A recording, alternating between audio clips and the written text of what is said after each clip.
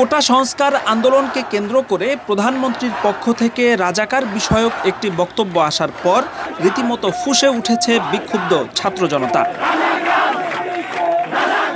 এমনকি ক্ষমতাসীন ছাত্রলীগের মধ্যেও গণপদত্যাগের হিড়িক পড়ে গেছে। তার মানে কি মুক্তিযোদ্ধার সন্তান নাতিপুতিরা কেউ মেধাবী না?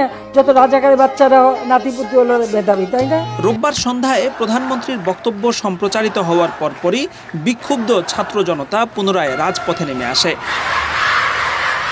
বুয়েট, ঢাকা বিশ্ববিদ্যালয়, জগন্নাথ বিশ্ববিদ্যালয়, রাজশাহী বিশ্ববিদ্যালয় সহ দেশের বিভিন্ন বিশ্ববিদ্যালয় থেকে রাতভর বিক্ষোভের সংবাদ পাওয়া গেছে।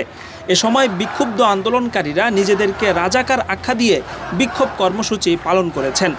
শেষ খবর পাওয়া পর্যন্ত এখনও শাহবাগ সহ দেশের বিভিন্ন বিশ্ববিদ্যালয়ে প্রতিবাদী কার্যক্রম চলমান রয়েছে।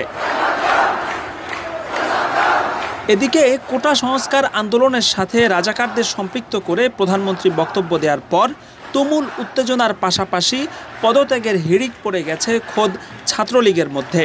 সামাজিক মাধ্যমে ছাত্রলীগের বিভিন্ন পর্যায়ের দায়িত্বশীল নেতারা একের পর এক পোস্ট করে নিজেদের পদত্যাগের ঘোষণা দিয়ে যাচ্ছেন। ক্ষমতাসীন দলের প্রভাবশালী ছাত্র সংগঠনের সদস্য হয়েও এমন পদত্যাগকে নজিরবিহীন বলা হচ্ছে। তথ্য উপাত্ত বিশ্লেষণ করে দেখা গেছে পৃথিবীর আর কোনো দেশেই এত কোটা নেই। বাংলাদেশের সরকারি চাকুরির ৫৬% বরাদ্দ রাখা হয়েছে হাতে গোনা কিছু মানুষের জন্য।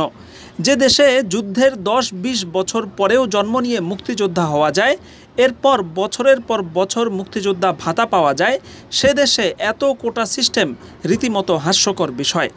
২০১৪ সালে খোদ মুক্তিযুদ্ধ বিষয়ক মন্ত্রণালয় ৮,০০০ ভুয়া মুক্তিযোদ্ধার সনদ বাতিল করেছে। কিন্তু এসব ভুয়া মুক্তিযোদ্ধা যে বছরের পর বছর কোটি কোটি টাকা সরকারি ভাতা গ্রহণ করেছে, সেগুলো তাদের কাছ থেকে ফেরত নেওয়া হয়নি।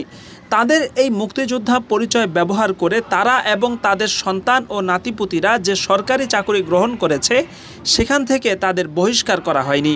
এমনকি ভুয়া তথ্য দিয়ে মুক্তিযোদ্ধার সনদ নেওয়ার কারণে তাদের বিরুদ্ধে কোনো ফৌজদারি কার্যক্রমও গ্রহণ করা হয়নি। সব মিলিয়ে মুক্তিযোদ্ধা এবং তাদের কোটা সিস্টেম নিয়ে পুরোপুরি নৈরাজ্যকর এক পরিস্থিতি তৈরি হয়ে আছে।